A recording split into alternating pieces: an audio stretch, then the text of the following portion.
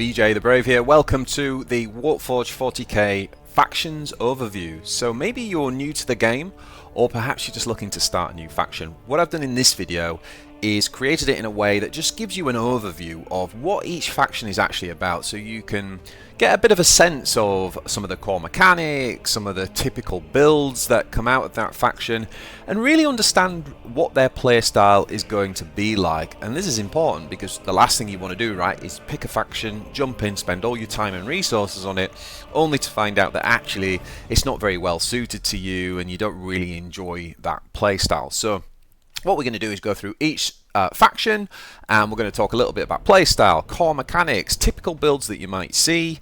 So yeah, let's dive right in. So first of all, we have the Ultramarines. So the thing about the Ultramarines is they're quite a good starter faction, actually, to be honest. Why is that? Well, they've got a fairly simple playstyle.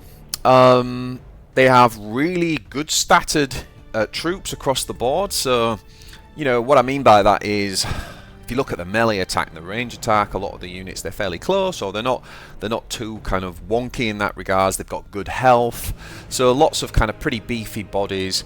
And their special ability is called Codex. So if we check out this, for example, here it says Codex, deal 1 damage to a random enemy. So the Codex ability, once you spend all of your energy, like if it's turn 4, you use all 4 energy and go to 0, that will then trigger the Codex ability. So it encourages you to kind of play like a tempo deck, where you're always playing out your units to maximize the efficiency of the energy that you've got. You know, you don't want to have 4 energy and only spend 3 in Ultramarines. So you spend all 4 and it triggers that Codex ability, and they have lots of units that have that effect. So yeah, really good all-round abilities. They've got pretty good removal. They've got some like hard removal units, such as the Inspired Retribution, so you can just destroy an enemy. They have an AoE. It's not the best AoE in the game, but it deals 2 damage to all enemies. They have lots of flankers. Flankers means that you can attack on the turn that you drop on the board, so you can attract the enemy, not the enemy warlord, but the enemy troops. So they've kind of got a little bit of everything. They're a really good all-rounder deck, so definitely a pretty good starter faction. Oh, should have just said quickly on the Ultramarines, actually, sorry, that they tend to play out like the Codex builds that we talked about. They also have vehicles as well, so they have quite a good like vehicle synergy, where you could build a vehicle deck, and there's some special cards that, for example, enhance, like make the vehicles cheaper and things like that.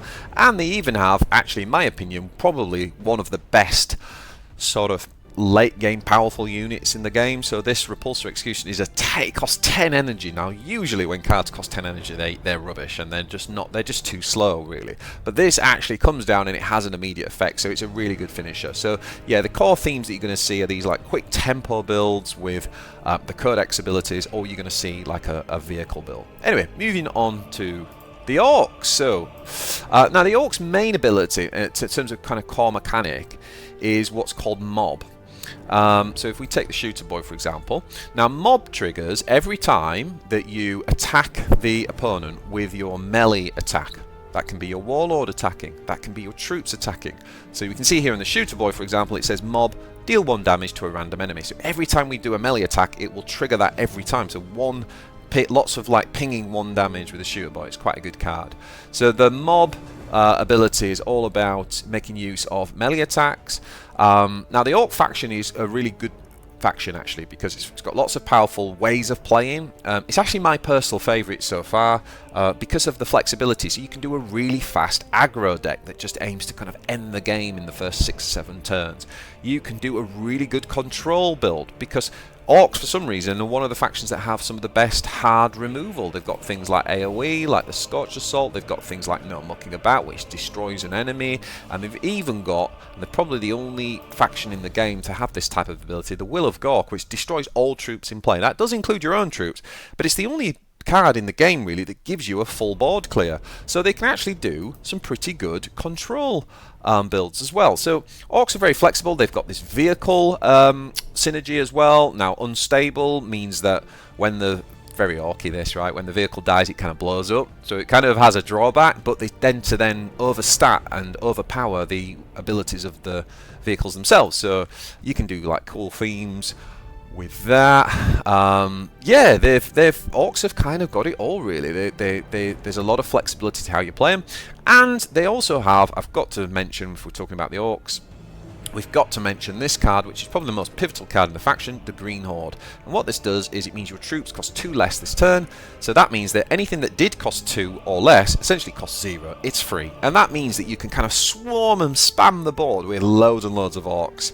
Very in theme, but also very powerful in the game. So most of the deck types that we've talked about still include that in them. So Orkz very, very flexible if you want to be able to play lots of different styles.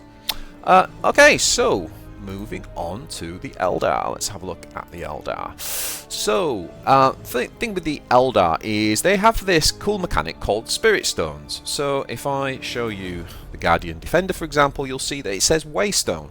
And when this unit gets destroyed, however you destroy it, it will leave behind its Waystone, which is like its spirit stone, and basically you can then click on that stone, and it's almost like putting money in the bank. So you put a stone in the bank, and it keeps track on the side of the screen how many spirit stones that you have.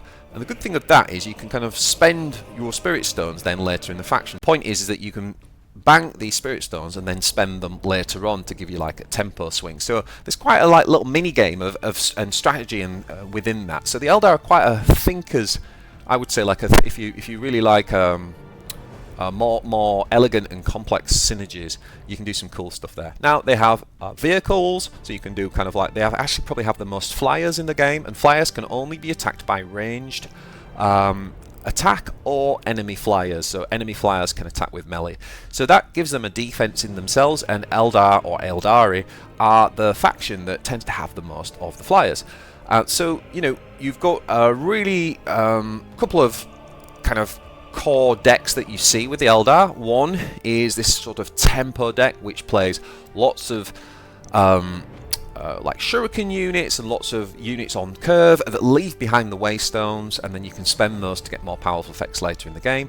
Or the other kind of approach that you see is this kind of control build. So one of the leaders, for example, Keltok, is usually used for this, where he basically keeps banking you spirit stones every turn, and then late on in the game you can play things that really break and turn the tempo in your favor. So you kind of just aim to control the board. They have got one of the best area of effect AoE spells in the game, which is the Eldritch Storm. So they can kind of just like control the board and then play a really powerful end game. So really 2 or 3 main types there. The other ability that you need to know about with the Eldar is an ability called Shuriken. Now, the Shuriken ability is really cool because what it does is, like this one for example, says Shuriken 3. So when we are on the attack, not when your opponent attacks you, but when you attack with the unit, normally what will happen is obviously there'll be a clash. So if you're going to attack with your range attack, your range attack hits its health, and its range attack hits your health. But with Shuriken, what happens is you actually do whatever the number is. So here it's a Shuriken 3. So this unit will do 3 damage first before the clash happens. And why that's important is because if your opponent only had 3 health, for example, 3 or less health, you would kill it with your Shuriken damage and then not take any damage back. So it's kind of like this glass cannon approach. If you like that style of gameplay, the Eldar can provide this real powerful kind of glass cannon approach. Obviously they've got quite low health if they do get hit back, but the Shuriken counters for that by enabling you to be able to do damage beforehand. So that is the Eldar faction. The other thing I would just finally say on the Eldar is that they do have a lot of the best legendary cards, in my opinion. They've got some really good legendaries. There's very few poor ones, but that does also mean that from a collector's point of view, you don't really get to unlock a lot of the true power of the faction until you've unlocked some of those legendaries, whereas with the Ultramarines, for example, you don't actually need many of the legendaries. Okay, so let's move on to the Necrons. Right, so the main thing you need to know about the Necrons is they have an ability called Remnants. So, for example, if I just take this card here, which is a very popular card, the Tombblade, you'll see that it says Remnant. Now, what that means is that when this unit dies, it will leave behind, if you like, almost like its soul. It will leave behind its body. Its body is just sort of left as a pile of rubble, a pile of metallic rubble on the ground. And that's called a remnant. and it will last there for 1 turn. And that gives you an ability to use either a spell, or some of the other units have these abilities where they can basically essentially raise the dead, right? So you can re-raise anything that has a remnant left behind on the board. So if you kind of like that idea of building value throughout the game by essentially using a unit, getting its value, it dies, then raising it again, doing it again, then it brings raising it again, doing it again. And with this, for example, where it has flank, which says it can attack on the same turn, it can basically attack, die, you raise it, and it can attack immediately again. So it's very, very powerful. So the remnant just kind of outvalues and overwhelms the opponent with a steady flow of remnants. So that's the remnant ability. And a lot of the faction revolves then around kind of being able to re-raise these powerful units. The other thing to say about the Necrons is they also have some really good late game stuff. So they are one of the more powerful late game control builds. So if you get into the late game against Necrons, you're probably going to lose. So really good control deck style of build that's kind of very slow and gradual, and it's about not dying early. Or the other type of Necron build that you'll often see is what's called a Scarab deck. And if you're a fan of the lore, you'll know what the Scarabs are. Let's find them. Here we go. The Karatex that Scarab, and it's this little tiny unit. It's only worth 1 mana. But what you can do is, it says Artifice deploy a Scarab. So every time you cast a spell in this game, we call spells talents.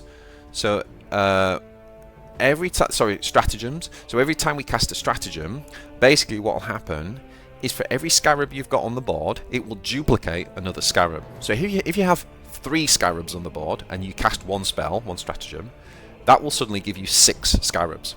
So what that enables is this kind of playstyle where once you've got Scarabs on the board, you can just keep attacking and then play a spell, fill your board again with Scarabs, keep attacking. So you basically like this endless wave of Scarabs, and the opponent can't really get rid of them unless they've got an AoE to kind of clear the board. So it's quite frustrating to play against, but it's a really effective and quite a powerful play style. So that tends to be the Necrons. They've also got some pretty good legendaries. They scale well into the end game. They have Tomb World, which is one of the most powerful legendaries in the game, which basically raises, if you like, 5 friendly infantry troops. This says 6, but we're about to go to a patch which is going to nerf it to 5. So it'll raise 5 infantry troops that died earlier in the game. So overall, pretty solid faction. Okay, so let's move on to the Chaos faction. Now, the Chaos faction really revolves around this thing called the Dark Pact. So what Chaos are trying to do is basically, if you like the idea of putting down a unit and then just blessing it with the Chaos God so it gets bigger and more scary, and you can end up with these giant units that are just completely demonically possessed, and they have buffs to their strength and their health, and they have regeneration and blah blah blah. So basically that's what a Dark Pact does, is it gives you a choice, usually, sometimes it's random, but it gives you a choice usually of 4 different buffs. One of them might give you like extra melee attack and Vanguard, for example, or another one might give you regenerate and extra health. So basically you can kind of choose the buff that you want that's going to be best for the board state, and that's kind of what the main Chaos mechanic is around, building up like really big units, fewer but really big units, and they just get bigger and bigger until they win the game. They've got things like armor, which is really effective in this game, and they just makes them harder to kind of kill.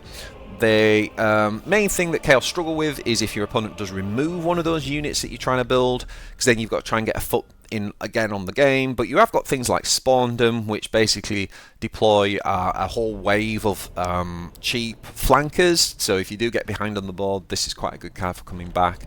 But as I say, Chaos are really about kind of trying to get your units down and kind of build them with different gifts. So if that's your kind of playstyle, that is essentially the Chaos build. Then we have, last but not least, we have the Tyranids. So what can we say about Tyranids? So Tyranids have quite a few mechanics that are worth talking about. So the first one to talk about is the Swarm mechanic. So this one here, for example, says if yeah, this one has Swarm. So basically what happens with Swarm is when you have multiple copies of something with Swarm, like this, in this case the Ripper Swarm, you play the Ripper Swarm and then you'll have another one in your hand, and if you play it to the left of the one you just played, it will merge together and the stats will merge too. So where this, for example, is just a 1-1-1, it will become a 2-2-2. So nice and simple. It's a way of kind of essentially buffing, building the board up with into much bigger units by playing Swarms. The next mechanic, which helps with the first one, is called Tide. Now, Tide basically means when we play this card, for example, Tide 2 means we'll get 2 additional copies of it in our hand. Now, we'll only have those temporarily. We'll have to spend them this turn, otherwise we'll lose them from our hand. But it does enable us to kind of really swarm the board, either building up one bigger unit, as we just explained with Swarm, or you can play them out as 3 separate units. So it gives you like a lot of strategy about, do I want to make one unit bigger, or do I want to kind of go wide and swarm out the board? So lots of units have this Tide ability that we just described, where you get more than one copy essentially in your hand. So that's how you're getting a lot of value in the deck. Then the next ability that we want to talk about is the ability of Synapse. So if we take the Tyranid Warrior, for example, he has Synapse. And what you do with Tyranids is you basically, when you play a stratagem, so for example, a spell stratagem might say something like give +2 health. When you play that on a Synapse creature, however, it will not only give itself the +2 health, it will give the 2 neighbouring units that buff as well. Sometimes including your Warlord, sometimes not, because it will be specifically, say, troops, if not. But often it does buff your Warlord as well. So what you do is you put a Synapse creature between 2 other units, and you cast your spell on the Synapse creature, and all 3 units will get that buff. So that's pretty cool, and another great way of kind of getting more value from each stratagem than you otherwise normally would. So as you'd expect with Tyranids, you can build at, you can get some pretty big bugs too. So you can kind of either swarm with like lots of smaller units, or like an endless swarm kind of thing where you try to overwhelm your opponent as they're killing them. You just keep refilling your hand and playing more and more stuff. Or you can drop really big scary units like the High Tyrant, or you know, the Screamer Killer. So they've got these like really big units late game if you want to do big bugs as well. So the other thing to say about Tyranids is they currently have probably the best 1-turn kill combo in the game. So for example, in one of my games, I built up the board state, I played a particular stratagem which allowed everything to do attack twice, and it meant I could do 40 damage in 1 turn. And 40 damage can kill a Warlord that hasn't even been damaged yet, right? So if you like the idea of generally slowly and gradually building up to that kind of big 1-turn kill combo, then the Tyranids are definitely the play style for you. So there we have it, guys. We've covered each of the factions, and you know, have a really good think about that, kind of which play style do you like the sound of. Maybe go on into the game and have a look at some of the cards. But I hope that's helped you to decide which faction you're going to go with first, or next even. And if you like this video, please pump the like button below, and why not subscribe to the channel. We are basically doing Warpforge content only on here, so if you got value from this, then I'd really appreciate the sub. And yeah, you'll get notified when the next videos come out. And until then, I'll see you in the next one. Thanks, guys.